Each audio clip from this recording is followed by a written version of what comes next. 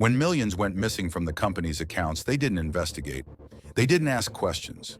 They just saw a successful black man in tech and made him the fall guy. Fired without proof, accounts frozen, home seized, reputation destroyed. But here's what they didn't expect. He didn't just survive, he rebuilt. And when he came back, he bought the very company that erased him. This ain't just a comeback story, it's a lesson. Watch till the end, and comment if you've ever been underestimated just for showing up black and brilliant. The glass doors of Stratonix Global reflected the soft morning sun like a mirror to the sky. Sleek, polished, and 27 floors high, the building stood as a monument to power, just the way the executives liked it. By 8 a.m., the lobby was alive. Heels clicked, phones buzzed. Baristas handed out overpriced lattes to people too busy to taste them. The kind of place where everyone wore confidence like a second skin. Employees filed through the entrance one by one, flashing their key cards like VIP passes. The doors gave a gentle beep, and the security gates parted as if saying, "Welcome back to the machine." Among the sea of early risers walked Malik Hayes, coffee in one hand, laptop bag slung over his shoulder.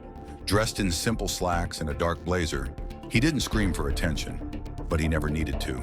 His reputation whispered louder than most people's shouts. Malik nodded politely at the front desk staff, who gave him a glance too quick to be called a smile. He didn't mind. He was used to being invisible in all the places that mattered. As he rode the elevator to the 17th floor, the same thought crossed his mind that always did. They still don't know who I am. Not really. Upstairs, departments were already buzzing. Marketing huddles over whiteboards, sales calls echoing through glass conference rooms, a faint hum of keyboards like background music. Malik walked straight to his cubicle, more a pod than a room, and powered up his computer.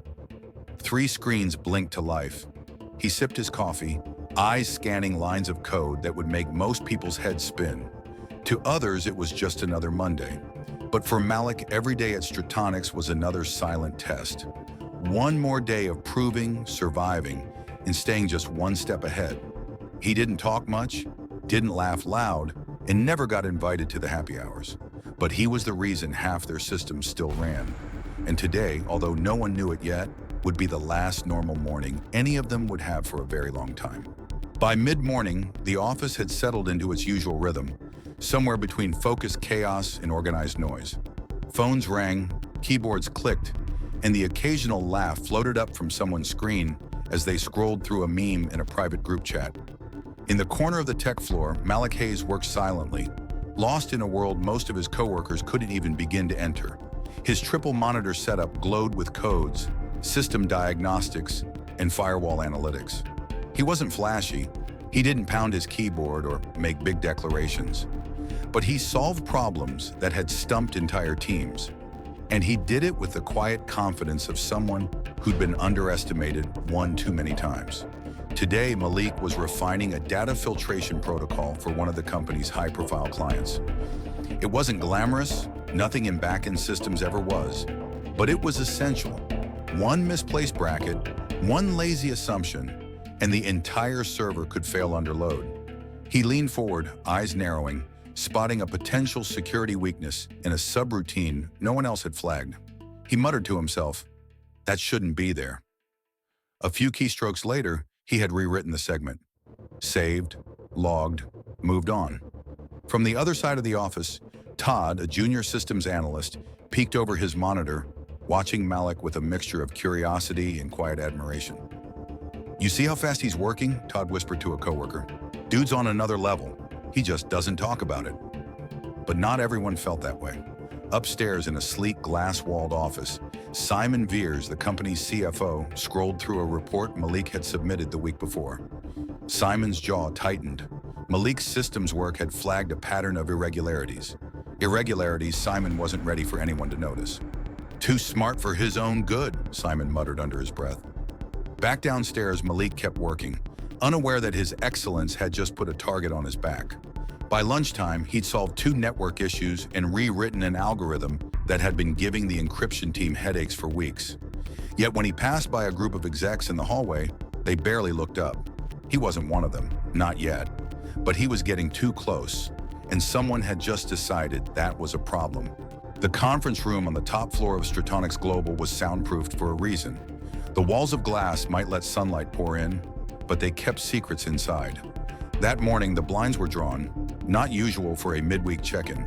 Inside sat Simon Veers, the company's CFO, and two other high-ranking executives. A thick file sat open in front of Simon, filled with system logs and access records. But this wasn't just any performance review. This is going to be a problem, Simon said quietly, tapping the edge of the file. He's been running diagnostics on sectors we don't need him touching. He's asking the wrong questions. You mean the right questions? One of the others said with a nervous smile. Simon didn't laugh. I mean, Simon continued, voice low, he's getting close to information that's sensitive. If Malik keeps digging, he's going to find out about the data movement, about the offshore mirror logs. The room went still. No one dared to say it out loud. Someone in this room was selling Stratonix data to a rival firm. Millions were bleeding from the company, and the leak had been disguised carefully, until Malik's code started tightening the net. We need to buy time, Simon said. Divert attention. If someone's going to fall, it can't be me. A silence followed, heavy with quiet agreement. One of them asked, You think we can pin it on him? Simon gave a small, cold smile. He's brilliant, but he works alone. No social circle here. No corporate shield. He's dispensable. A perfect scapegoat. Back on the tech floor, Malik sat at his desk, sipping cold coffee and rechecking a strange anomaly in the company's outgoing logs. Something wasn't adding up.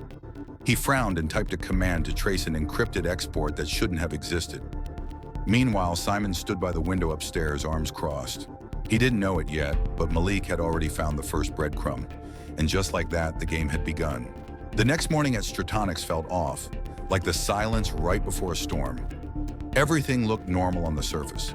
Employees laughed near the elevators, the snack bar buzzed with idle conversation, and the project boards showed green across most departments.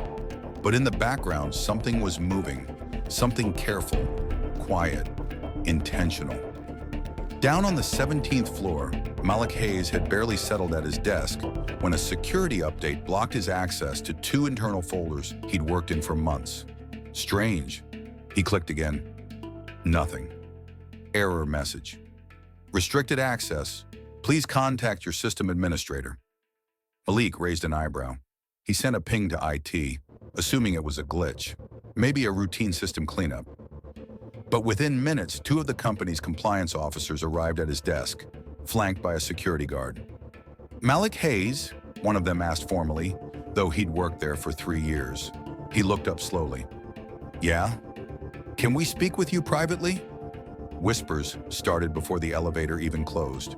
Co-workers glanced up from their screens, lips pressed into uncertain lines. Todd, the junior analyst, looked around and whispered, What's going on? In a small side room, Malik sat across from a panel of internal investigators. One slid a printed document toward him. We've received information suggesting your login credentials were used to access and export confidential client data, specifically encrypted prototype blueprints and partner contracts. Malik blinked. Wait, what? Another investigator didn't look up. We have time-stamped logs. Your keycard was used to enter a level 3 access point. These exports happen from your workstation. That's not possible, Malik said, voice steady but rising. I don't even have level 3 clearance. Check the metadata. Look at the encryption trail. But they weren't listening. A third investigator leaned in, as if rehearsed. Is there anyone else who would have access to your login credentials? Anyone who might have borrowed your workstation? If not, then we have to assume... I didn't do this, Malik interrupted. This isn't me. They exchanged glances, cold, mechanical. Simon watched through the small glass window from the hallway, hands in his pockets, face unreadable. The trap had been set, and now it was closing. The following day, Malik walked into the building with hope clinging to him like fog. He hadn't slept much.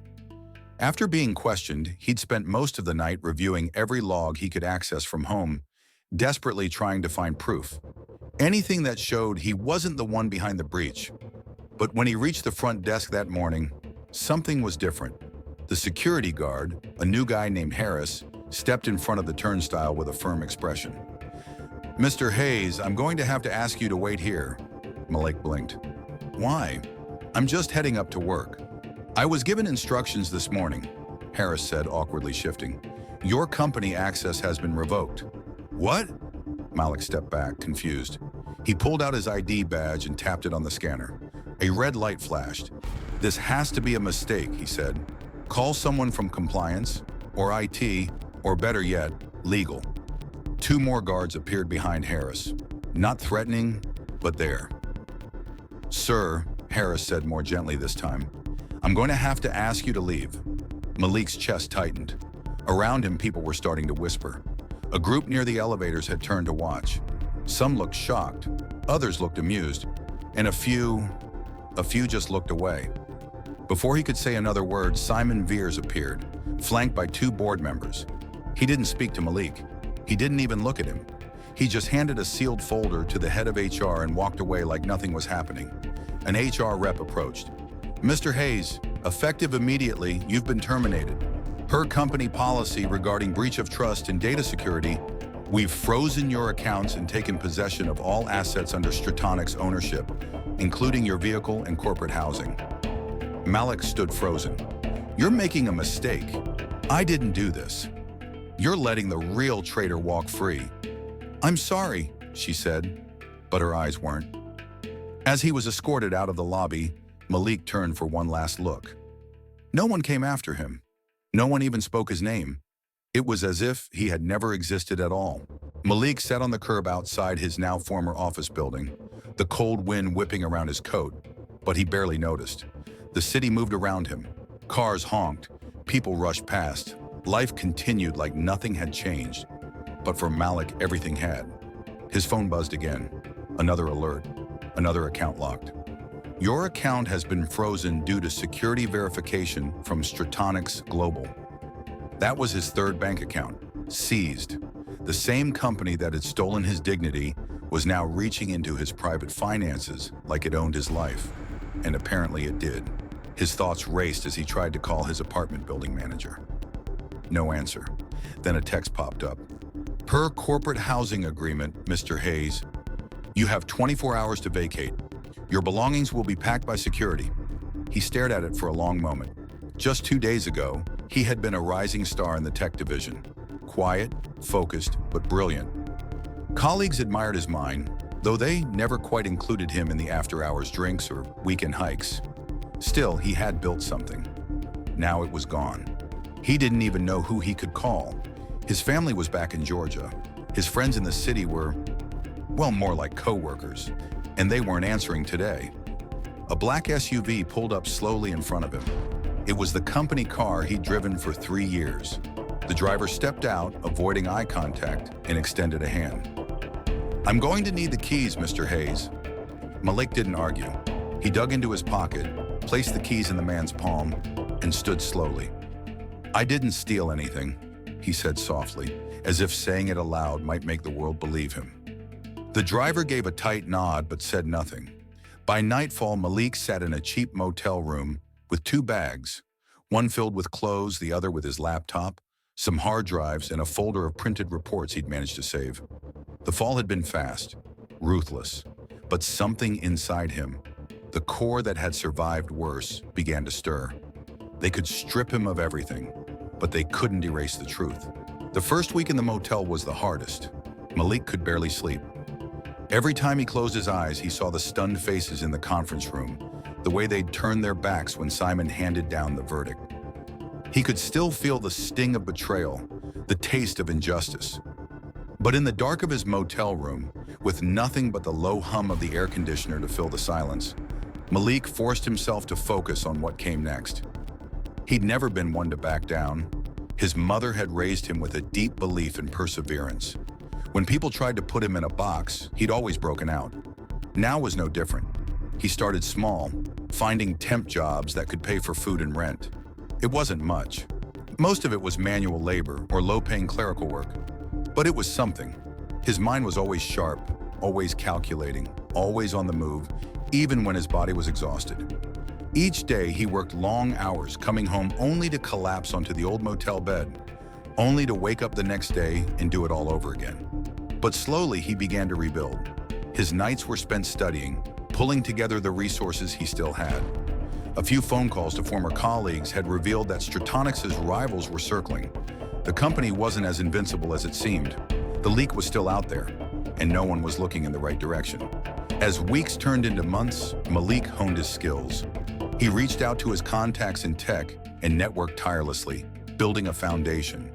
By the time 6 months had passed, he had enough money to rent a modest apartment and hire a lawyer to contest the wrongful termination. But that wasn't enough. Not yet. What happened to him wasn't just personal, it was a lesson. A way to show him that in the corporate world, truth didn't matter if you didn't have the power to back it up. Malik needed more than just a job. He needed to own something. He needed to prove not only his innocence, but also his resilience. He'd make Stratonix pay, but he wouldn't do it by taking them down from the outside. He'd do it from the inside by buying the company that had destroyed his life. 2 years had passed since Malik had been thrown out of Stratonix, and the fire that burned inside him hadn't dimmed. If anything, it had only gotten stronger. He had grown in ways he never could have imagined. What started as a quest for survival had transformed into something much bigger, a drive to take control. It was around this time that Malik found himself meeting with an investor who had ties to one of Stratonix's biggest competitors, a company that had been nipping at Stratonix's heels for years. The competitor, TechVolt Industries, had the resources and ambition to overtake Stratonix, but there was something else in the room with them, an understanding. "I've been keeping my eye on Stratonix," Malik said, his voice steady and focused. "They've got a lot of cracks in their foundation. Their numbers don't add up. And their CFO," he let the words hang in the air for a moment. "I know things that could bring them down, but I need something bigger to make it happen." The investor, a sharp man named David Simmons, nodded. He had been around long enough to know when someone had a plan. "We can help with that, Malik. You know as well as I do that buying up shares is just the start. You'll need leverage. If we're going to buy Stratonix, you'll need to make them believe they're buying you too." Malik leaned forward. "What if I told you I already have an inside source? Someone at Stratonix with everything we need to put them under pressure. Their CFO is playing dirty, siphoning off data and feeding it to our competitors. He's the real traitor. But I'm going to be the one to expose him." David smiled, the light of understanding flickering in his eyes. "We'll help you get the necessary assets and pull, but you'll need to act fast. The clock's ticking." Malik stood up, his resolve clearer than ever. "Let's make it happen." From there, everything moved quickly. Malik started purchasing shares of Stratonix, quietly gaining influence. He built alliances, amassed legal resources, and began to connect the dots between the financial discrepancies and the leaks he knew were coming from within. He wasn't just a survivor anymore. He was a player, and he was going to win this game. Malik had come a long way since those desperate, uncertain days in the motel. His investments were solid, his plan was clear, and now he stood at the edge of something that seemed almost impossible, taking back what had been stolen from him. It was a crisp morning when Malik received the call he had been waiting for. The news had spread quickly. Stratonix was struggling. Their market share had started to slip, and their stock prices were falling faster than they could plug the leaks. That was Malik's moment. He stood outside the sleek glass doors of Stratonix's headquarters, a place that had once felt like a fortress to him, now feeling like a playground for revenge.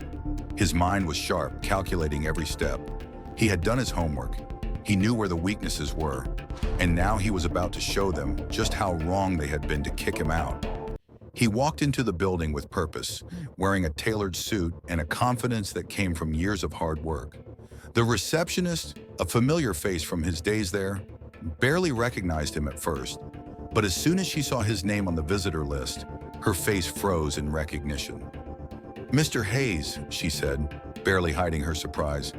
You're here to see Mr. Veers?" Malik smiled coldly. "Yes, I believe I'm due for a meeting with him." It was impossible to miss the tension that swept through the room. Word spread quickly that the prodigal employee, now investor, had returned. Inside the elevator, as it ascended to the top floor, Malik's thoughts raced. He had spent months preparing for this moment. The company had no idea what was coming. They thought they had won. They thought they had silenced him. But Malik had never been one to stay quiet. And now he was about to reveal the truth that would tear their world apart.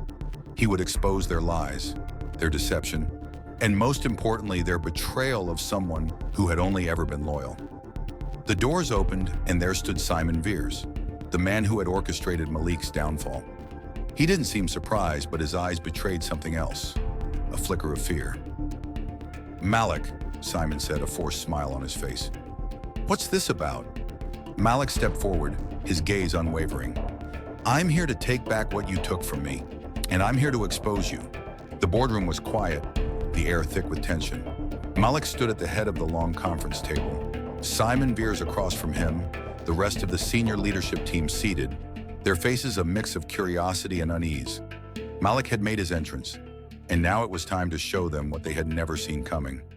Simon tried to maintain his composure, his fingers tapping nervously on the table. "You have a lot of nerve, Malik. After everything that happened, you think you can just waltz back in here and—" "Don't talk down to me, Simon," Malik interrupted, his voice firm but calm. "You think I came back to beg for my job? No, I'm not here for that. I'm here to take back what's mine. I've been patient, but no more." Malik's eyes scanned the room, locking on each of the faces staring at him, all of them uneasy. They all knew what Simon had done.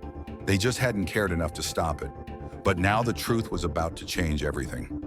"Let me remind you how it all started," Malik continued, his voice steady, unwavering. "When I was wrongfully fired, I thought the system had failed me. But the truth was much bigger than that. The person who betrayed this company wasn't me. It was Simon Veers." He paused, letting the words settle. The gasps around the table were palpable. Simon's face drained of color as he tried to maintain a stoic facade. But it was clear the walls were closing in. "I have documents, emails, and financial records," Malik continued, pulling a thick folder from his briefcase and placing it on the table with a soft thud. "All of it, proving that Simon, your CFO, sold company secrets to our competitors, leading to the loss of millions." Malik turned to Simon, his gaze cold. "You sold us out. You ruined lives to line your pockets. And now I'm here to make sure you pay for it." Simon opened his mouth, but no words came out. The truth had hit too hard.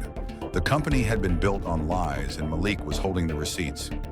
"I've already bought up enough of this company's shares to have control," Malik said, his voice resolute. "And once I take full ownership, I'll make sure you're the one who faces the consequences.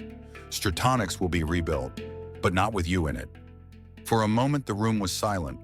And then, one by one, the other executives shifted uncomfortably in their seats. The power had shifted, and they could see it in Malik's eyes. He was no longer the man they had thrown out. He was the man they would have to answer to.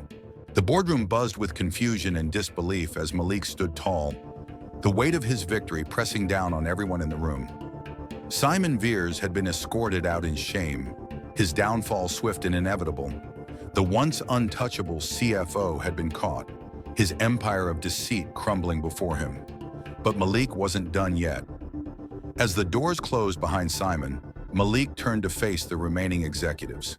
There was no longer any need for words of confrontation. His actions had already spoken for him. He was the one in control now. "I trust that all of you understand the situation," Malik began, his voice steady, commanding attention. "Stratonix is no longer the same company it was when I walked out. We're going to rebuild from the ground up. But that starts with accountability, and it starts with making things right." The executives exchanged nervous glances, some unsure of their next move, others attempting to regain a semblance of authority in the face of the man who had once been an employee, now their owner. Malik had taken full control of the company's board, and within hours he had implemented a series of changes that sent a clear message. Things would be different from now on. He didn't need their approval, nor did he care for their opinions. He had his own vision, and his first decision was to overhaul the entire leadership team. Those who had failed to act when they knew the truth. Those who had stood by as Malik was thrown under the bus. "Effective immediately," Malik said, glancing at the group with unwavering determination.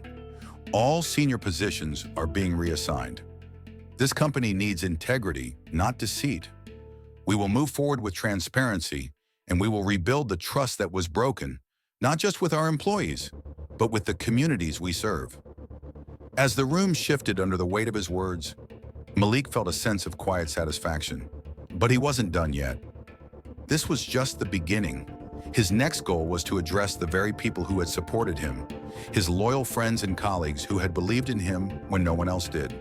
The company's future was now in his hands, and he would steer it into a new era. An era built on honesty, hard work, and respect.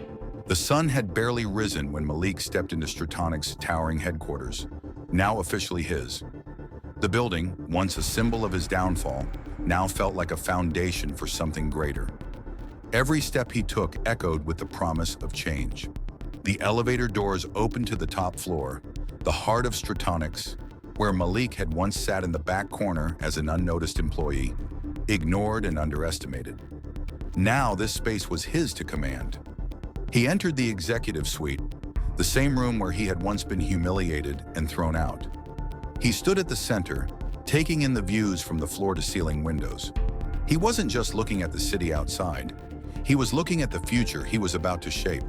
The view had changed, and so had he. He wasn't just here to take back what was his.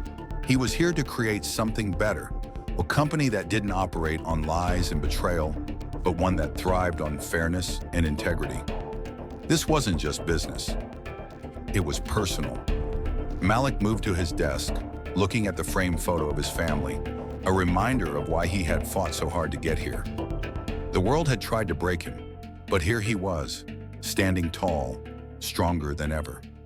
Soon, his first set of decisions needed to be made. His assistants brought in the morning briefings, outlining the tasks ahead. His first act was to address the employees. Stratonics had been in turmoil for far too long. They needed stability, direction, and reassurance. Malik stood before the building's employees for the first time as their leader. The hum of the crowd settled as he approached the podium, his confident demeanor quieting any doubts. "Today marks a new chapter for Stratonics," he began, his voice steady. "We will move forward with dignity and respect. We will treat every employee as a partner, not a cog in the machine. Together we'll restore what was lost and build a future where loyalty, integrity, and innovation define us." The room broke into applause, and Malik couldn't help but feel the weight of their hope resting on his shoulders. This was his moment. He had finally reclaimed what had been unjustly taken from him. But it wasn't about revenge anymore. It was about redemption. And he would make sure Stratonics became a company that never forgot the lesson he had learned. Trust can't be bought, it must be earned. The first few weeks of Malik's leadership felt like a whirlwind of change. Every meeting was a fresh opportunity to redefine Stratonics' core values. He spent hours sitting with department heads, listening to their concerns, addressing their fears, and outlining his vision for the company's future. No longer was it about profits at any cost. Malik's focus was on building a culture rooted in transparency, trust, and fairness. His leadership style was different, personable yet firm, approachable but resolute. He didn't just want to be a boss, he wanted to be a leader. Every time a department met its goals, Malik personally thanked each team member. Every mistake made was a learning opportunity, not a reason for punishment. Slowly, the atmosphere within the company began to change. The executives who had once been loyal to Seaman Veers were wary at first, unsure of Malik's intentions. But as time went on, they realized his commitment to fairness wasn't a ploy. He was as serious about listening to them as he was about holding them accountable. One by one, the senior leadership team fell into line, their old loyalties replaced with a newfound respect for the man they had once thought they'd crushed. But change wasn't always easy. Not all employees were on board with Malik's transformation plan. Some grumbled about the new policies. Others questioned his ability to turn the company around. They had been used to a culture of fear and control, and now they had to adapt to something completely different. Malik didn't shy away from the resistance. He held town hall meetings, answered questions honestly, and ensured everyone understood that the company's future was now a collective effort. His most significant challenge came from those employees who had spent years under Simon's influence, who still carried the scars of corporate betrayal. They needed more than words, they needed action. To prove his commitment, Malik initiated a company-wide profit-sharing program, ensuring that success would be shared equally among all employees. It was a bold move, one that demonstrated his faith in the team and his commitment to turning Stratonics into a company where everyone, regardless of position, felt valued. As the weeks passed, something remarkable happened. The toxic atmosphere began to lift. Employees who had once been disengaged started to take ownership of their work again. Productivity increased, morale improved, and trust, once broken, slowly began to rebuild. Malik smiled quietly to himself as he watched the transformation unfold. He had set out to rebuild Stratonics, and the company was starting to reflect the changes he had made in himself. It wasn't going to be an easy road, but he knew one thing for certain: he wasn't going to stop until the job was done. 2 years had passed since Malik had taken control of Stratonics, and the company was nearly unrecognizable from the hollow shell it had been under Simon Veer's rule. The transformation wasn't easy, but the work was paying off. Stratonics was thriving again, profits were up, employee satisfaction was high, and the reputation the company had lost in the wake of the scandal was slowly being restored. But Malik knew there was one last piece of the puzzle to solve. It was time to bring Simon to justice. Despite the public humiliation Simon had already endured, he still hadn't faced the consequences of his actions. Not in a court of law, not the way he deserved. Malik had spent the past 2 years quietly collecting evidence, working with legal teams, and building a case that would expose the full extent of Simon's betrayal. It was now or never. Malik sat in his office, the familiar scent of freshly brewed coffee in the air, the soft hum of the city outside the window. He had just finished reviewing the final documents that would be presented in the court case. It was a mix of financial records, emails, and testimonies that would prove Simon had been siphoning company secrets and funneling them to competitors, causing Stratonics' financial ruin. It wasn't just about the money, it was about the lives that had been destroyed because of Simon's greed. Malik could still remember the day he was kicked out of the company, how everyone had turned their backs on him, blaming him for something he didn't do. The pain of that moment had driven him to fight harder, and now, sitting here in his office, he was ready to finish what he'd started. He dialed a number, his fingers steady as he waited for the line to connect. "It's time," he said when the call was answered. "Let's take it to the courts."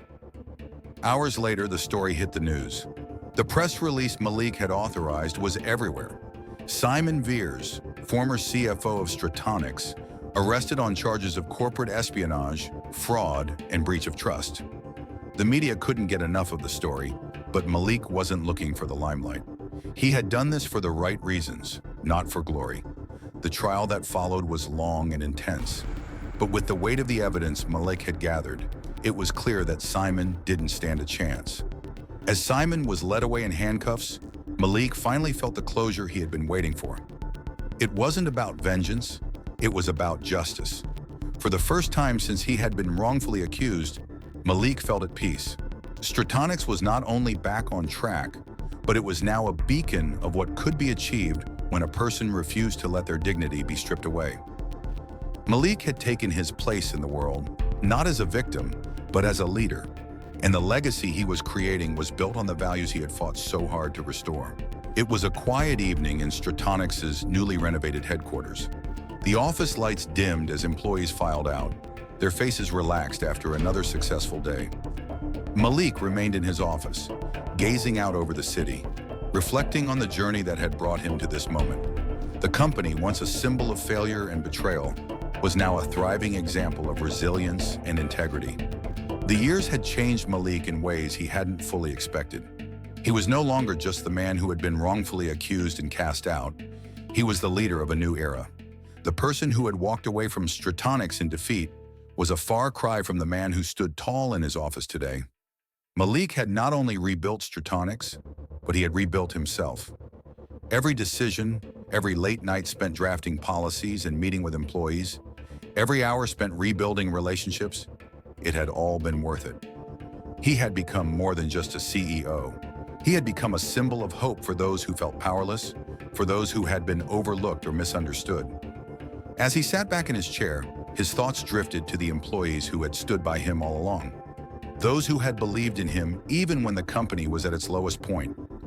They were the ones who had helped transform Stratonix, and now the company was a place where everyone could rise, not just the executives.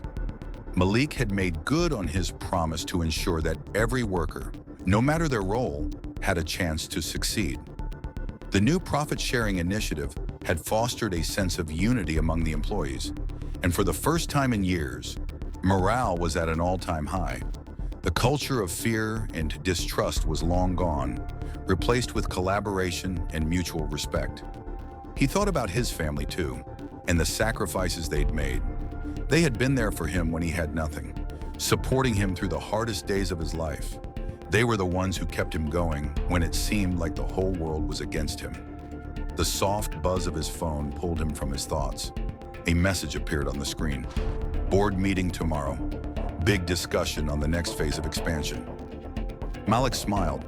The work wasn't done yet, but the foundation was solid.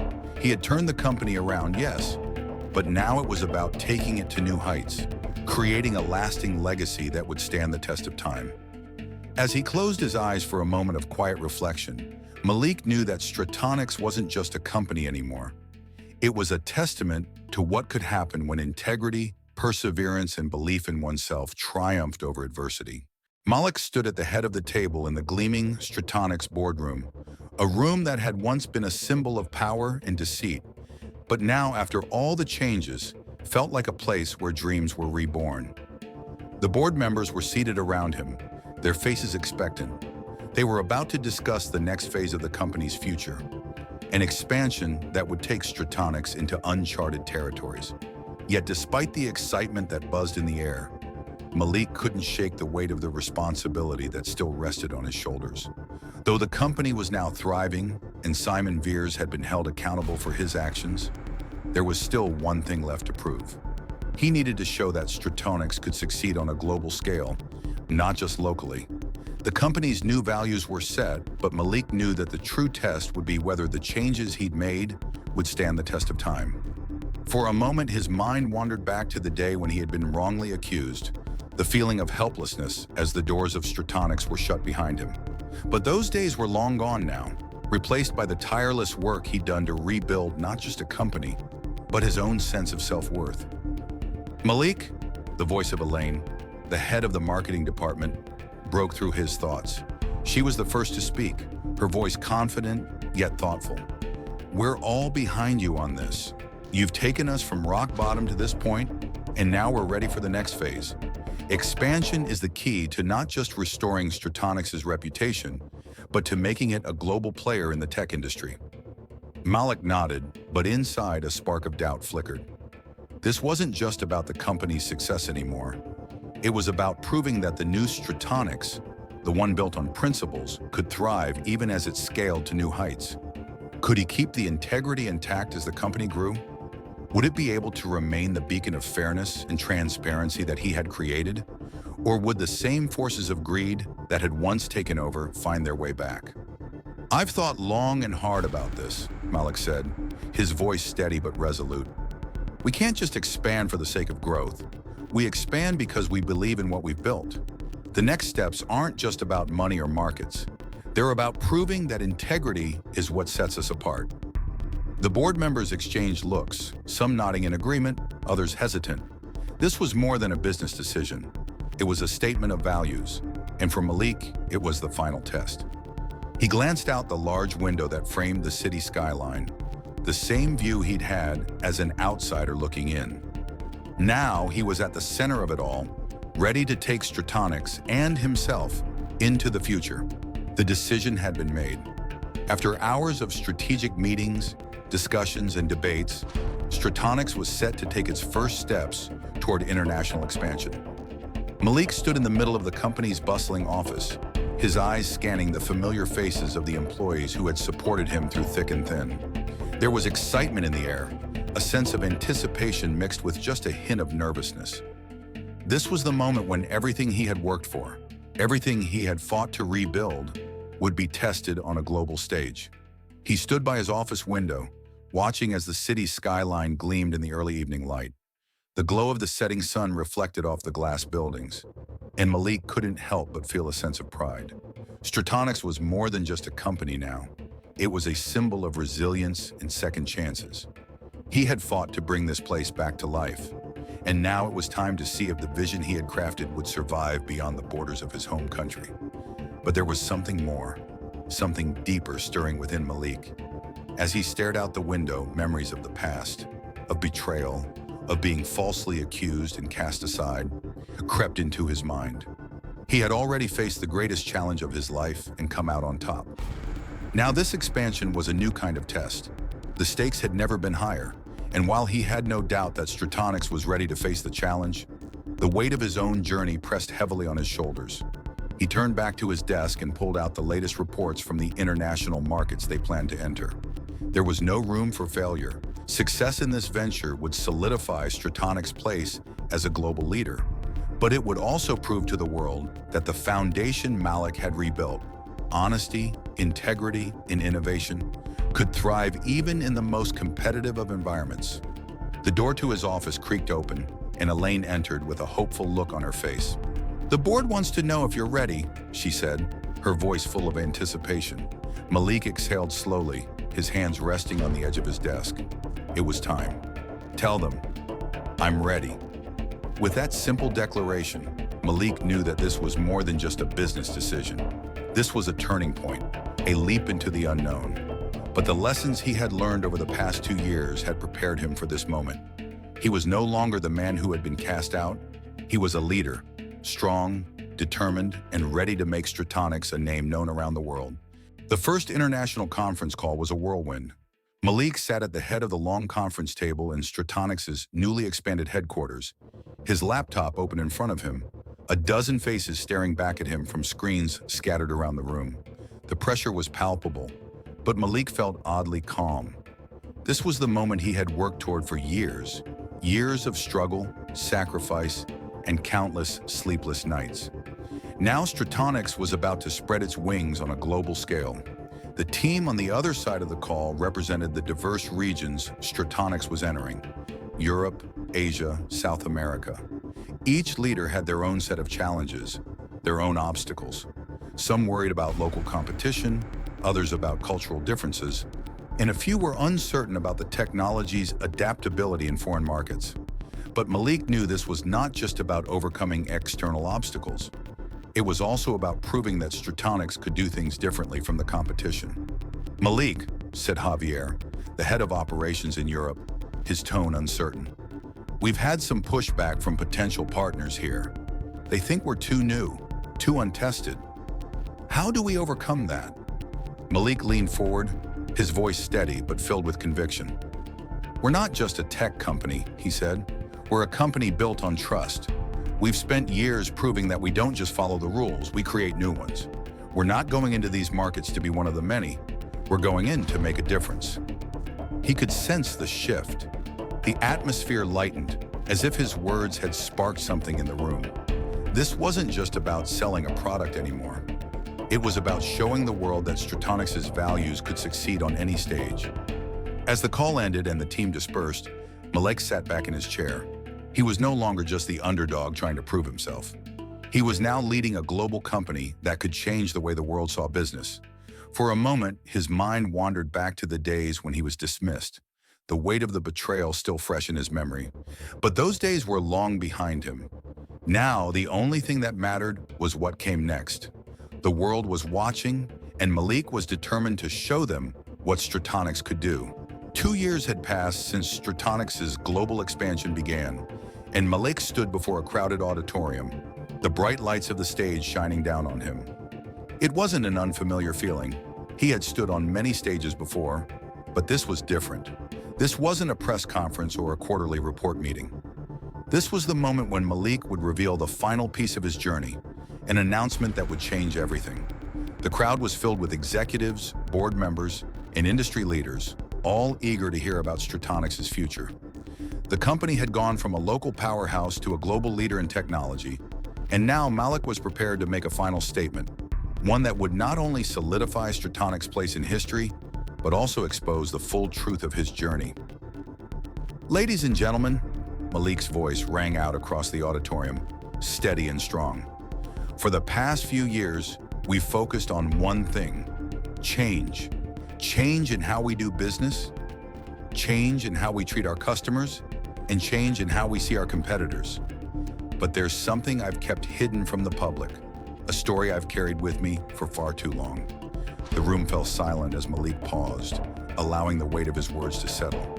He had come a long way since being wrongfully accused and cast aside by Stratonics, but today he would expose the truth. The real reason the company had suffered was because of a high-level betrayal. 2 years ago, I was accused of corporate espionage, he continued, his voice unwavering. I was cast out, my name dragged through the mud. But today I stand before you not as the man who was wrongfully dismissed, but as the man who has exposed the truth. The real deceiver was the former CFO of Stratonics, Simon Veers. He was the one selling company secrets to competitors, causing the losses that nearly destroyed us. There was a collective gasp from the audience as Malik's words sunk in. He could feel the eyes of his former colleagues, some of them still skeptical, others stunned by the revelation. Since then, I've worked tirelessly to rebuild what was lost. Stratonics is stronger than ever, and we're going to continue to grow, not just as a business, but as a beacon for honesty and integrity in an industry that has too often failed to uphold those values. As the applause erupted, Malik knew that this was the final victory. He had not only proven his worth to the world, but had also taken back his dignity, his honor, and his future. Stratonics was no longer just a company, it was his legacy. The applause from the audience had barely died down when Malik stepped off the stage. He could feel the energy of the room still buzzing in the air, but for him it was almost surreal. It wasn't just the success of Stratonics that weighed heavily on his heart. It was the long road that had brought him here. 2 years ago, he had been a man with nothing but the desire for justice and a plan to rebuild his life. Today, he was the leader of a global company, standing on the threshold of an empire built on integrity. As he walked toward the back of the stage, he was greeted by Elaine, his most trusted advisor, and one of the few people who had believed in him from the start. She gave him a congratulatory smile, her eyes bright with pride. Malik, she said, her voice tinged with emotion, you did it. He nodded, but there was a quiet humility in his response. We did it, he corrected. This isn't just about me. This is about every single person who stood by me when I had nothing. This is about Stratonics, what we've built, what we've become. Elaine smiled knowingly. She had watched Malik go from the man who had been cast aside to the leader he was now. It wasn't just his business acumen that had impressed her. It was his resilience, his commitment to doing the right thing, even when it was the hardest choice. Malik paused as they reached the door leading to the back offices, his thoughts wandering for a moment. He thought about the people who had wronged him, the CFO, the board members who had doubted him, and even the ones who had remained silent while he fought for his reputation. He thought about his own struggles, the lonely nights of doubt and the fear of failure, but he had overcome it all. And now Stratonics was more than just a company. It was a testament to what could be achieved with unwavering determination and integrity. As he stepped into his office and closed the door behind him, Malik allowed himself a moment of reflection. The world outside was still buzzing with excitement, but here, in the quiet of his office, he felt a deep sense of peace.